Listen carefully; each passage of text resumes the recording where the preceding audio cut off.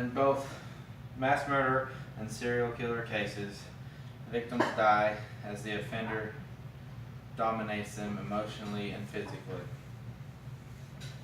Both types of killers evoke fear and anxiety in the community. The reaction to a mass murderer is more focused than that of a serial killer. Although the mass murderer is viewed as a deranged soul who could explode at any second, that of a serial killer is seen as much more sinister and more capable of imposing fear.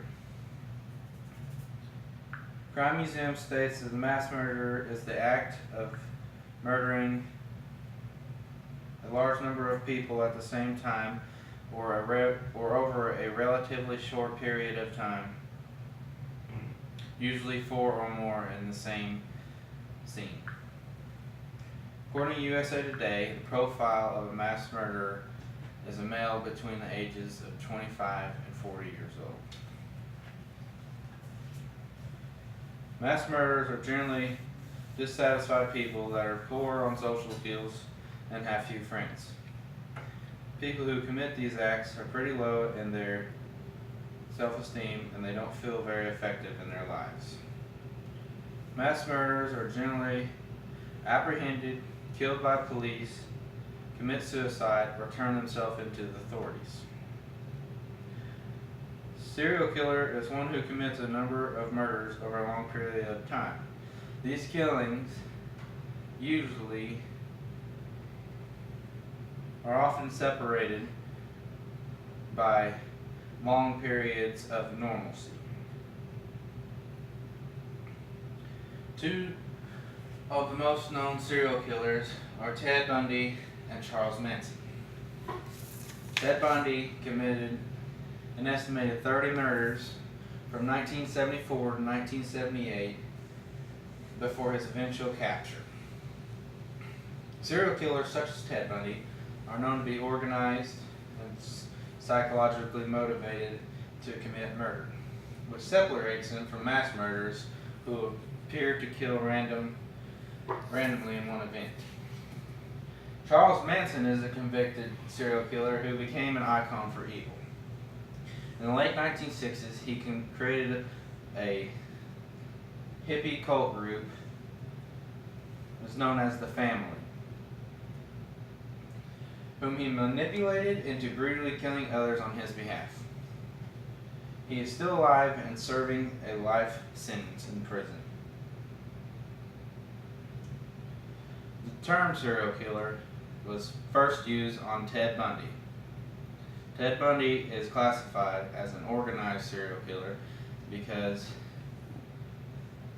he methodically planned out each killing and he stalked his victims for weeks. According to Investigation Discovery, serial killers lure their victims to their death. As stated in Psychology Today by John Douglas with the FBI, serial killers usually sexually assault men, women, and children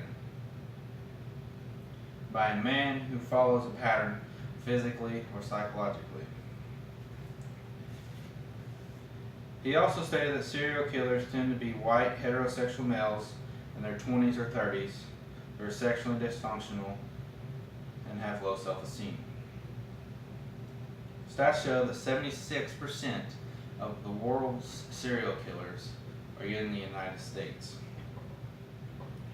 Female serial killers usually use poisons and are not part of the sexual abuse. Female serial killers tend to be called black widows, who kill their husbands, lovers, and other family members. It is interesting, although sick and perverse, what these killers will do.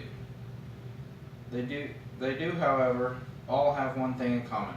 They have lost the capacity for empathy. They no longer see others as fully human, so they could care less to see them suffer. In the words of Ted Bundy, we serial killers are your sons. We are your husbands, and we are everywhere. And there will be more of your children dead tomorrow.